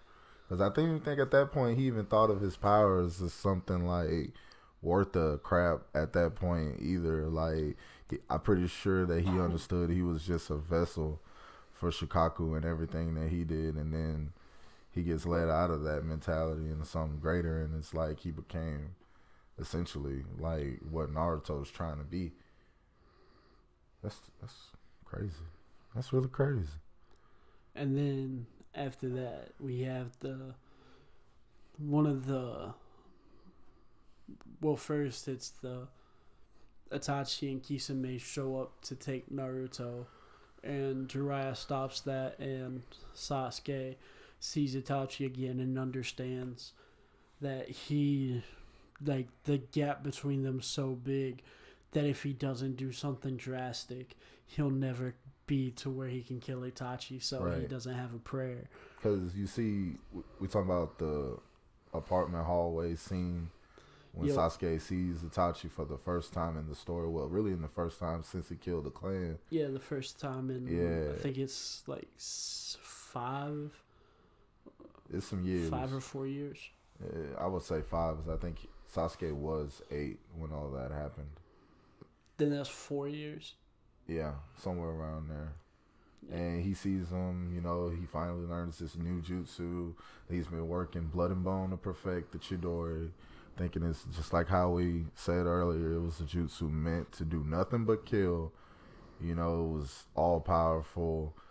Kakashi had taught him, and you see he activates and just rips through the side of that wall, and then what does Itachi do? Just catch it. Iconic scene ever. You don't have enough hatred. And it's a piece like poetry. You don't got enough hatred. And I swear that line ran through Sasuke's mental through the rest of the story. Boy. Yeah, it ended up causing like 80% of the rest of the conflicts in the story. Oh yeah, that man told him you ain't had enough hatred, boy. He showed you hatred. From that point on, boy, he showed you hatred. And then after they leave and Sasuke's recovering, he challenges Naruto because he's like, at least I can still beat this dude. Yeah, it was his last ditch effort to prove to him that that he can do it. Yeah. And then he pulls off his Chidori and absolutely crumples the side of the water tower. And he sees Naruto just does a little. Yeah, it looked like it just did a little dent into the tower, and then he runs away. Yeah, then you see. Hold up. Then that's when Kakashi comes in, and when he breaks him up, and then when they split, then Sasuke sees the back of it. They're about to hit each other, and Kakashi grabs them and throws them in separate directions. But you remember. Because, he sees it twice. He starts to... Yeah, he sees the first thing. The first one. And then when it goes... He jumps over the fence. Yeah, he sees what it did to the back of that water tower. He stops, and he does the, heartbeat thing. Trope. And he freezes, and he just slowly turns around, absolutely horrified. And sees the water tower is completely ripped open. Like, he did so much more damage than Sasuke did. It was not even funny. Like, he just instantly destroyed the container, but you just couldn't tell from the front. Nope. And it's crazy because I bet at that point he was thinking like, oh, if Kakashi wouldn't split this up, I definitely would have killed him. Just for him to jump that gate and look on the other side of that water tower and saw, boy, you weren't finna kill nothing. Boy, you was about to get packed up. You was in over your head and didn't know it. Boy, you need to go be thanking Kakashi because he done saved you. Boy, like Naruto messed that water tower up, boy. You ain't do nothing but put a hole in it. Wasn't no more water in that water tower. Yo, you had to let the water run out. Man, it was a bad moment for Sasuke. Like, him seeing all that was pretty much the straw that broke the camel's back because we see what happened after all that. And then the Sound Force show up and explain that they're offering the ability to go further with the curse mark, taking to hell. Like, they're literally taking him to hell. He incubates in the box, and then Naruto, Shino, Kiba, and Shikamaru. No, I don't think. Wait, it was Naruto, Choji, Neji. Shino shows up later. Yeah, Naruto, Choji, Neji, Shikamaru, and Kiba. Yeah, and then Lee shows up later too. But yeah, Lee and Gaara show up later. And this will be the second time we've seen Gaara. But I remember us mentioning this arc. Everyone knows the Sasuke retrieval arc to be one of the best ones in Naruto. Well, not just in Naruto, but like it's the quintessential it's the quintessential boys become men moment in anime. Literally, theoretically, they're going to hell to try to get their friend. Like, yeah, they're fighting literal demons to save their friend. Yeah, because when they fully activate their curse marks, they look like demons. Kidomaru being, I used to know the demon spider's name, but now I don't. Like, highly arachnophobic. Used to know all that. But and then I know you got those sound kind of demons, the ones in the flute. I need to do more research. I think that is related to something.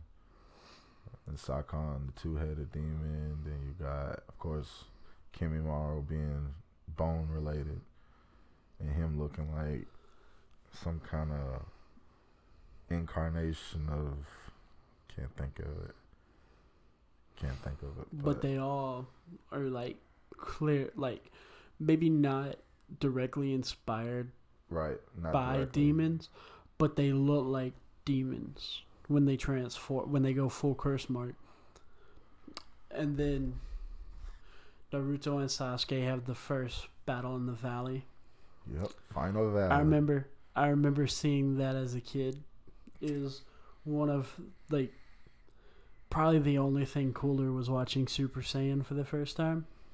I can definitely Then agree. both of their fights in the valley, like, dude. I remember that arc because, like, when you really sit there and remember, like, bruh, they were going at it. Like, we hadn't seen the curse mark in its full, like, form at the time. Well, also remember, Sasuke's curse mark is the strongest curse mark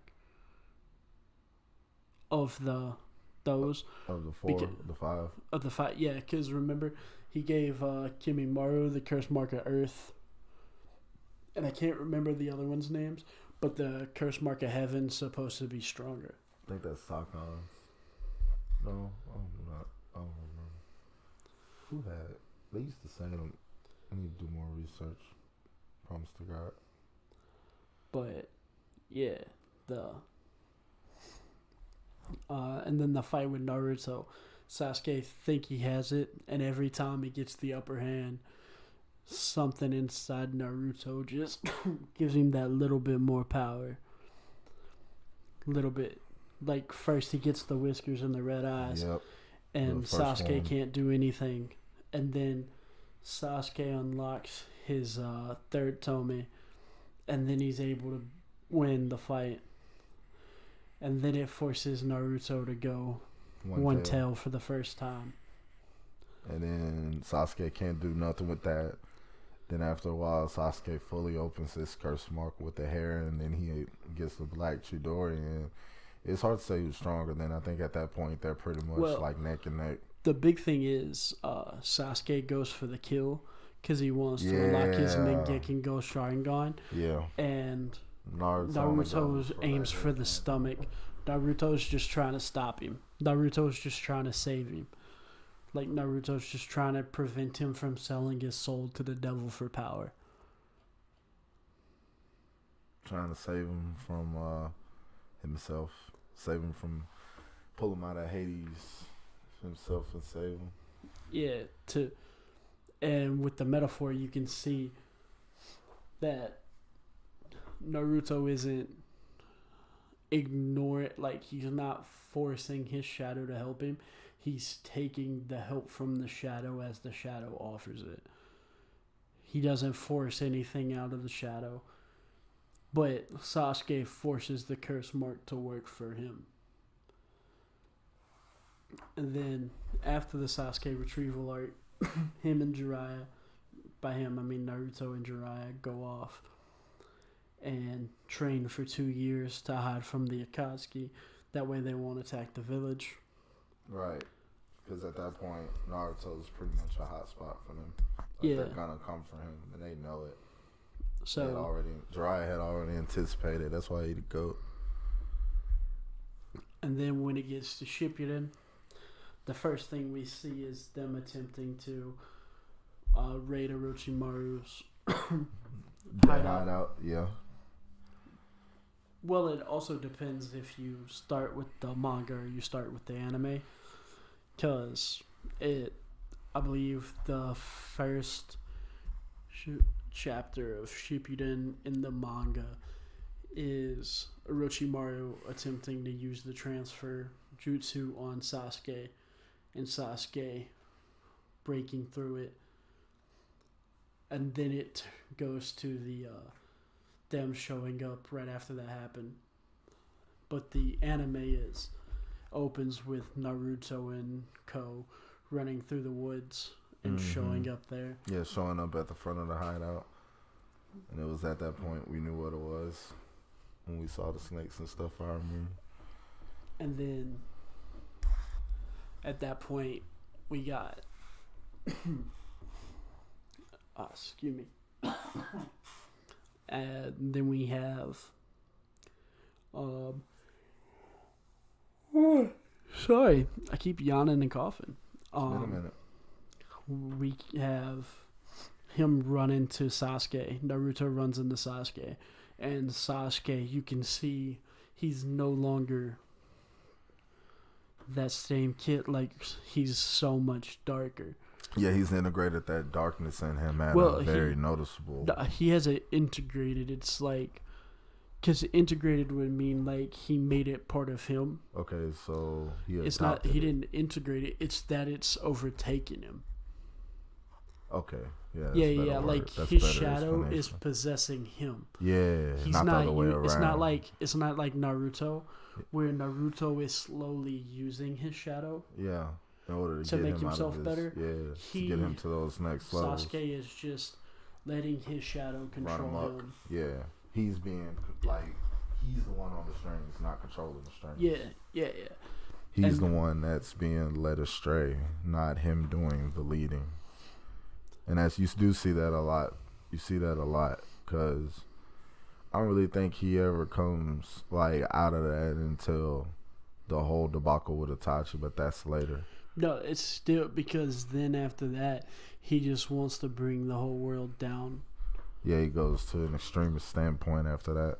Yeah, but after that, the story goes to, it's pretty much just a little bit of character development for Sakura with the Sasori and Deidara stuff. It's not really, there's not really anything there that solidifies the metaphor until you get to where they go to meet Orochimaru. Mm-hmm. And when they meet Orochimaru, you see like how much Naruto blames himself for not being able to save his brother, who he sees as his brother in arms, the first person that ever treated him as an equal. Right.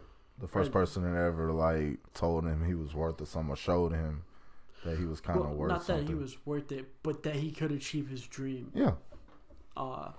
Cause like Aruka told him he was worth it, but he didn't tell it. He was like, he was just like, "You're crazy for wanting to be Hokage," but Sasuke's just like, "To keep up with me, you're gonna have to be Hokage." Yeah. Sort of thing. So he's obsessed with saving the person that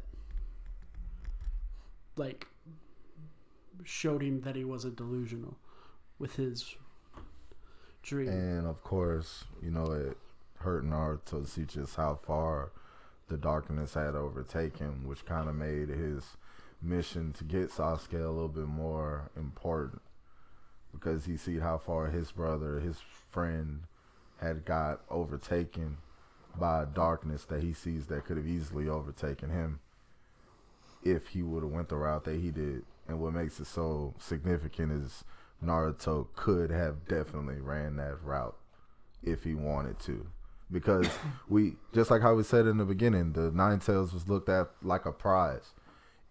I can imagine Naruto going to offer the Nine Tails to Orochimaru, and Orochimaru doing everything in his power to make Naruto stronger or take his body because he had the Nine Tails.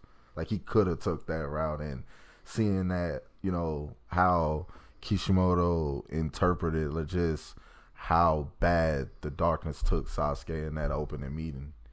Like, when you start to think about it, like, because right after that is when Sasuke goes and he confronts Orochimaru finally, because now it's time for Orochimaru to take that body. Pause for everybody that say that now, but it's true. Like Orochimaru's finna come, essentially take that ass. Like, he's pretty trying much to slither him them cheeks. There you go, just like that. But we see how that goes. Sasuke doesn't let it happen. He ends up at the time pretty much killing Orochimaru for the moment. I mean, we all know he didn't die, but for that moment, he was gone from the story. And it was, I guess you could say that was the same thing with him using that power to the point he didn't need it anymore, then discarding it. So him going forward without it, because he was stronger now, without it, it had served its purpose. Yeah, and then after that, it goes straight into the fight where Naruto completely loses it, and you can see it in the metaphor as he confronts the devil that took his brother. Was this the sorcery on the bridge? Yeah, where Yamato's inside Sasori's armor. Yeah. Sasori's armor. And parading to Orochimaru. Yeah, trying to get information about where Sasuke is. Yeah. And he keeps egging Naruto on. Yep. And you can see it as for the metaphor, it's Abel talking to, this doesn't happen in the Bible verse, but you get what I'm saying. He's pleading for the whereabouts of his brother that soul he took. Because that's what Orochimaru's after. He's after Sasuke's soul. Quote unquote. Air quote, soul. And so Naruto absolutely loses it to a point we have never seen before. Right. To the point he gets feral. He's not just trying to hurt his enemy, but you see him lashing out. That was at the point where he hurt Sakura. Yamato caught some blows. Well, also, up to this point, we have been conditioned to think Orochimaru is the most powerful thing. Right now, yeah. We know he's not now, but at the time that happened, because Orochimaru was so strong that he just up and left the Akatsuki because he didn't feel like being in it anymore. Yeah. And the only way that you're supposed to leave the Akatsuki is dying. Right. So blood in, blood out type of thing. So if someone's strong enough to just walk away from the Akatsuki, then they're too strong. The implication is that Orochimaru was one of the strongest. We learn later that he's probably not even in the top 10. But at the time, we're conditioned to, we've been shown that he's one of the strongest ninjas ever. So the fact that when Naruto loses himself to Kurama and the shadow possesses him, he beats Orochimaru within inches of his life. Yep. Orochimaru can't do anything. He's basically just on every offensive action Orochimaru takes, Naruto just completely ignores it because it doesn't matter. He stabs him, cool. I'm just a being of pure chakra. It instantly heals. None of that matters. He just rips through him and leaves him a little friggin', he's a half snake thing that has to run away by the end. Yeah, he literally got away with inches of his life. He had to, he did turn into a little snake thing. A half snake little thing. Yeah, he kind of de-shedded his skin twice. Well, no, his body got destroyed several times. He had to use the snake that has his soul, air quote soul, in it. Has to keep transferring bodies. And then the little snake eventually gets away. Yeah. And that was we see Naruto and what he could do if he just gave in. If he just really. And that's not even half the power. No. Because it's only 4 out of 9. Yeah. But then, what's even cooler with the archetype is since Naruto is also the archetype of the self. Mm-hmm. You see that the thing that snaps him out of having, losing himself to a shadow, the thing that snaps him out is Yamato using the necklace that Lady Tsunade gave him. And why that works with that metaphor is Yamato is a human that's modified with Hashirama Senju cells, so he can use his special techniques. So that means Yamato is a reincarnation of the ultimate father figure in the story of Naruto, which is Hashirama, nicknamed the god of ninjas. So it doesn't take a normal person can't snap you out of losing yourself to the shadow. It has to be the ultimate ideal that you look to. It has to be a powerful image that pulls you back. So it took basically the second coming of one of the greatest ninjas of all time, which was just a metaphor for the father. Yeah. In the collective Not unconscious. saying that Yamato is the greatest ninja, but him having Hashirama cells, being in that moment with that happening. The power of the Hashirama cells. Yeah. That is what lets him turn Naruto back to normal.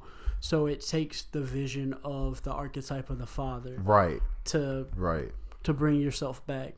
Because the archetype of the father is supposed to be when you're a guy, like how you wanna behave.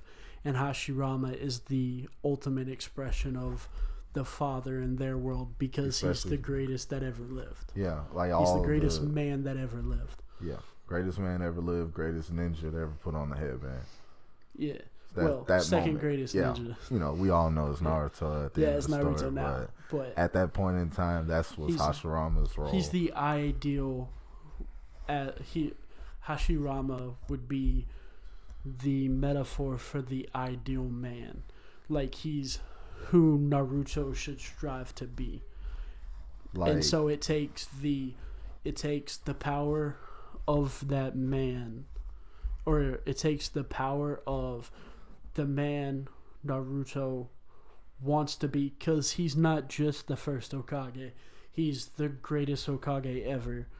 So it takes the essence of that person, the essence of the person Naruto wants to be like, to drag himself out of being possessed by a shadow. Like, it takes the essence of his dream. Yeah. To no longer be controlled by a shadow. To make sure I'm understanding, we would be talking about like All Might for Deku and My Hero, the Wizard King for Asta and Black Clover. No, it's something greater than that. I mean, greater, but we talking about like, is that a base comparison? Like, those are heroes, but like the archetype of the father is like for a guy, the archetype of the father is it's the actualized greatest version of a man. Like, it's the spirit of the greatest man you can imagine across time. So it's like a good way to say it is Hashirama for Naruto at that point, since being like Hashirama is Naruto's dream, becoming Hashirama is technically Naruto's dream. So it takes the essence of the man that achieved what he wants. So it took the essence of the greatest man history has ever seen to pull him out of his shadow. It took Naruto being confronted with the power of everything he ever hopes he could be to get out from Kurama controlling him. So, to get out of his shadow possession, Yamato uses, but in the metaphor it's Sasuke couldn't do that. It shows like how strong Naruto's will is. Yeah. That the archetype of the father, the archetype of God, basically, because Hashirama is the greatest man to ever live at that point, and probably still will be forever. Is the greatest person that ever lived, because he was so, like, you see like how he cared about his people and everything.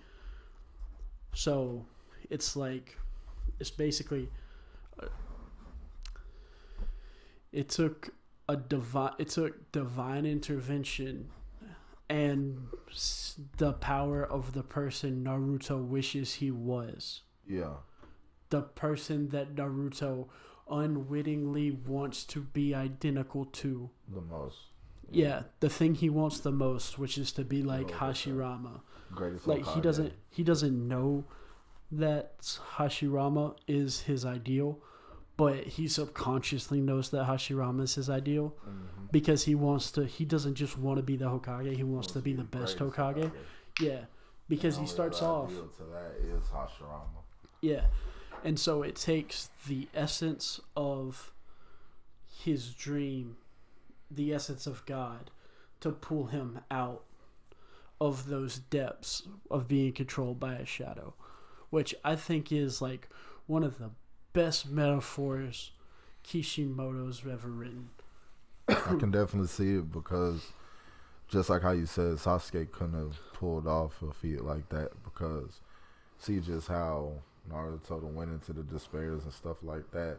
That was at that time was the worst like Kurama lash out at that point, and just like how Yamato having the cells of the greatest goal of Naruto pull him out of that was I definitely do see it. That is a pretty great metaphor. And like, it gets even crazier. Of course, because that's the with the metaphor when Yamato is the name given to Susanoo when he's thrown out of heaven. yeah.